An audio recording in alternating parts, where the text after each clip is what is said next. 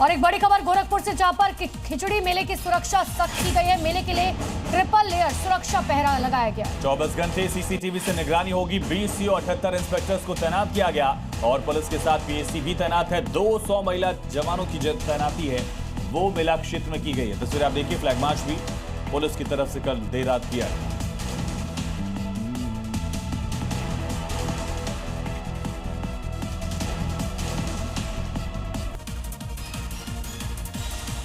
इसी बीच उत्तर प्रदेश के बांदा से बड़ी खबर, जहां पर एक हादसा हो गया है और 3 लोगों की जान चली गई। दरअसल पेड़ से तेज रफ्तार बाइक टकराई है और एक ही बाइक पर ये तीनों लोग सवार थे। फतेहगंज इलाका पड़ता है बांदा का, वहां का यह हादसा है। यूपी के एटा में एक बार फिर से अतिक्रमण के खिलाफ प्रशासन का पीला पंजा चला। कई अवैध कब्जे जमींदोज कर दिए गए। तस्वीरें एटा के जलेसर इलाके की हैं, जहां प्रशासन के बुलडोजर एक्शन से भूमाफियाओं में हड़कंप मच गया। एसडीएम जलेसर के आदेश पर प्रशासन ने अवैध रूप से बनाई गई 28 दुकानों पर ध्वस्त किया गया। प्रशासन के अधिकारियों के मुताबिक अतिक्रमणकारियों ने सरकारी जमीन पर 25 सालों से अवैध कब्जा बनाकर कर रखा था। एसडीएम न्यायिक कोर्ट ने बीते नवंबर को ही अवैध दुकानों को हटाने का आदेश दिया था। आदेश के 2 महीने बाद भी अतिक्रमणकारियों ने जमीन खाली की, जिसके बाद प्रशासन ने सख्त एक्शन लिया और बुलडोजर की मदद से अतिक्रमण हटाया। उत्तर प्रदेश के महाराजगंज की खबर है। भारत नेपाल बॉर्डर से सटे समतहिया चौराहे पर एसएसबी और पुलिस ने चरस की तस्करी की कोशिश को नाकाम कर दिया। भारत नेपाल बॉर्डर पर पुलिस और सशस्त्र सीमा बल की संयुक्त टीम ने नशीले पदार्थों के खिलाफ बड़ी कार्रवाई की है। देर रात को चलाए गए सघन चेकिंग अभियान के दौरान पुलिस ने दिल्ली नंबर की सफेद कार में चेकिंग दौरान करीब 19 किलो अवैध चरस बरामद की है, जिसकी बाजार में कीमत लाखों में बताई जा रही है। पुलिस ने गाजियाबाद के एक तस्कर को भी गिरफ्तार किया है। पुलिस अब एनडीपीएस एक्ट के तहत भी आरोपी के खिलाफ का कार्रवाई कर रही है। साथ ही इससे जुड़े लोगों की तलाश में जुटी है। और बड़ी खबर है यूपी के कौशाम्बी से, जहां 7 शातिर चोर गिरफ्तार किए गए। एनकाउंटर में हुई थी भैंस चोरी के इन आरोपियों की गिरफ्तारी। गोली लगने से घायल हुए 2 बदमाश। मंजनपुर इलाके में बदमाशों से मुठभेड़ हुई है। तो तस्वीरें आप देख रहे हैं, 7 शातिर चोर गिरफ्तार किए गए।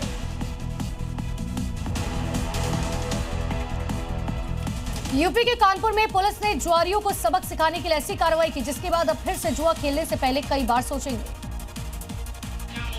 दोनों ओर पुलिस और पुलिस के बीच 2 जुआरी, जिनको पुलिस ने रंगे हाथ जुआ खेलते हुए पकड़ लिया और फिर इन्हीं के इलाके में जुलूस निकाला और संदेश दिया कि अगर जुआ खेलते हुए पकड़े गए तो हश्र कुछ ऐसा होगा। पुलिस ने कानपुर के बेकनगंज में छापेमारी की, जहां कई लोग जुआ खेल रहे थे। पुलिस ने कार्रवाई कर यहां से 2 लोगों को गिरफ्तार किया। इस मामले में 11 लोगों को गिरफ्तार किया है। वहीं पुलिस ने पकड़े गए लोगों से 41,000 से ज्यादा का कैश बरामद किया है। यूपी के मुजफ्फरनगर में पुलिस ने 3 भिखारियों को गिरफ्तार किया, लेकिन क्यों किया गया? दरअसल इन तीनों संदिग्धों के पास से 2 आधार कार्ड अलग अलग नाम से मिले। तीनों भिखारियों के पास से पुलिस को हिंदू और मुस्लिम नाम के आधार कार्ड मिले हैं। साथ ही फर्जी आईडी कार्ड भी जब्त किया गया है। ये तीनों किराए के मकान में रहकर भीख मांगा करते थे। वहीं अब इन संदिग्धों से आई BSIU LIU पूछताछ कर रही है।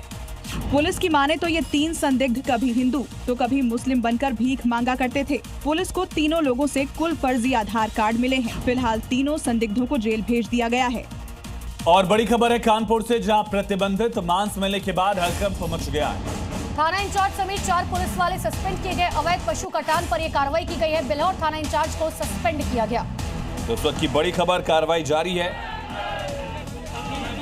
और मथुरा से बड़ी खबर, जहां हत्या का आरोपी गिरफ्तार किया गया। मुठभेड़ के बाद इस बदमाश को पकड़ा गया।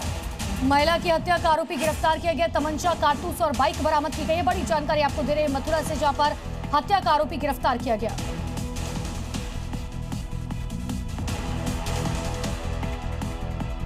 और आगे देखिए पॉलिटिक्स से जुड़ी हुई 5 बड़ी खबरें। समाजवादी पार्टी के कई नेताओं को लेकर डिप्टी सीएम केशव प्रसाद मौर्य के दावे पर सपा सांसद वीरेंद्र सिंह ने जोरदार पलटवार किया। कहा केशव प्रसाद मौर्य खुद समाजवादी पार्टी के संपर्क में। एसआईआर को लेकर ममता बनर्जी ने मुख्य चुनाव आयुक्त को पत्र लिखकर लिखा कि एसआईआर के दौरान मतदाता सूची को एआई से डिजिटल करते समय बहुत गड़बड़ियां हुई है, जिससे कई योग्य मतदाताओं को परेशानी हो रही है। वक्फ कानून को लेकर एमआईएम प्रमुख असदुद्दीन ओवैसी ने अजित पवार पर जोरदार हमला बोला। कहा पवार खुद को सेकुलर बताते हैं, जबकि उन्होंने मोदी के साथ इस कानून का समर्थन किया था। राज ठाकरे के बयान पर मुख्यमंत्री देवेंद्र फडणवीस ने जोरदार प्रहार किया और कहा कि मराठी मानुष का नहीं, आपका अस्तित्व खतरे में है। साथ ही फिर से दावा किया कि बीएमसी में सिर्फ मराठी व्यक्ति ही सत्ता संभालेगा, सिर्फ मराठी ही नेतृत्व करेगा।